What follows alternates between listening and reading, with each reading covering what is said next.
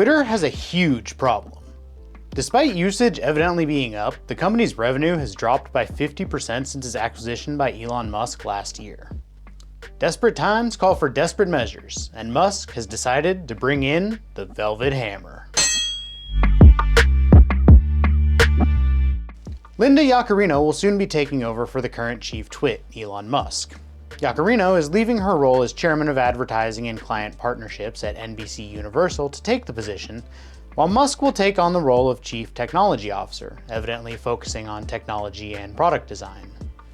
Yaccarino is 60 years old, somehow. I hope I look half that good at 60. And she is both well-known and well-liked in the advertising world.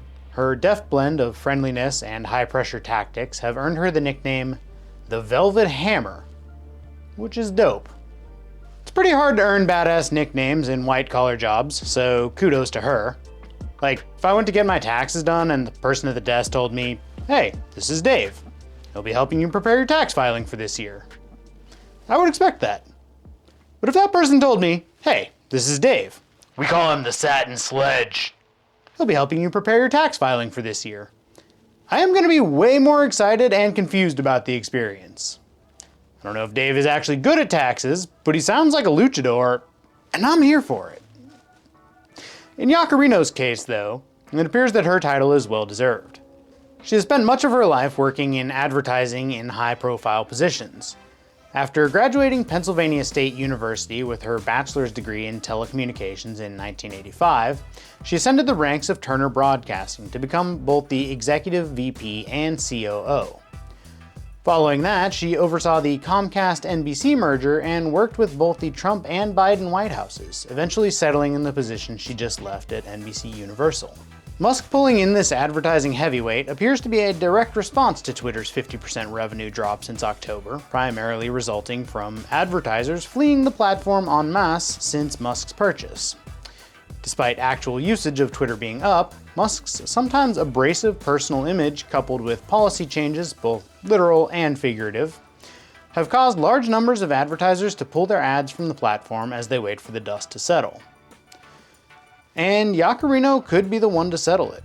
She certainly has both the skill set and advertising connections to do so, but there are some who wonder exactly how much freedom she will have with Musk still owning the company and playing a critical role in its development as CTO, as he pushes towards transforming Twitter into his vision of X, the everything app, into which he plans to incorporate payment and other elements. To me, it sounds a lot like the Chinese WeChat, which is indeed an everything app that does messaging, gaming, social media, payment, and more.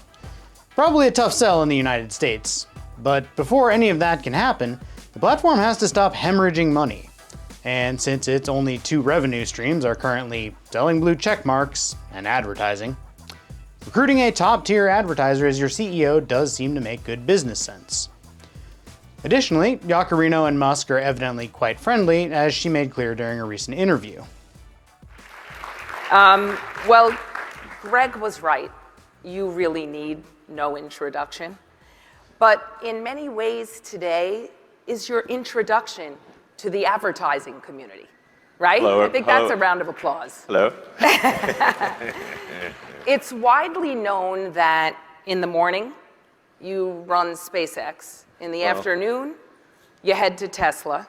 And in the evening, it's Twitter time. And many of you in this room know me, and you know I pride myself on my work ethic. But buddy, I met my match. Yeah. So we're here today to actually talk about your night job. Great, sounds good. During that same interview, she echoed or agreed with many of Musk's sentiments, particularly those about free speech, so the two might not be as at odds as some have theorized. Speaking of theories, the glass cliff is a hypothesized phenomenon of women being likelier than men to achieve leadership roles, such as executives in the corporate world and political election candidates, during periods of crisis or downturn when the risk of failure is the highest. And if we scroll down, we see that Yaccarino has already been added as an example to the Glasscliff Wikipedia page. She certainly hasn't failed yet, however, or even started for that matter. She won't officially assume the CEO position for 5 more weeks, but something tells me she's probably going to be making a few phone calls between now and then. Though generally well-liked in both her industry and out, Miss Yaccarino is not without her detractors.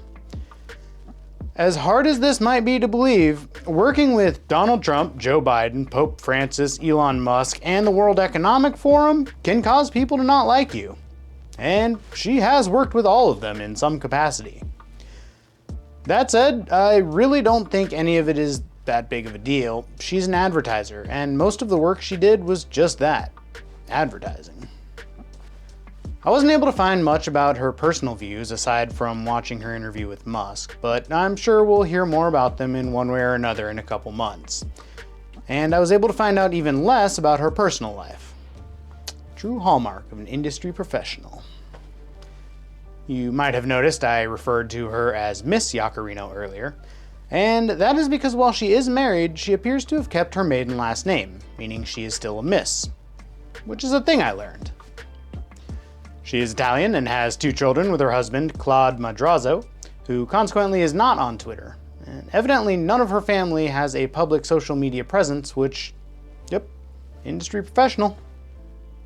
One thing that has become apparent from both reading anecdotal accounts as well as watching her interviews is that she has a pleasant, positive personality, which does seem exactly like what Twitter needs to court all the advertisers that fled.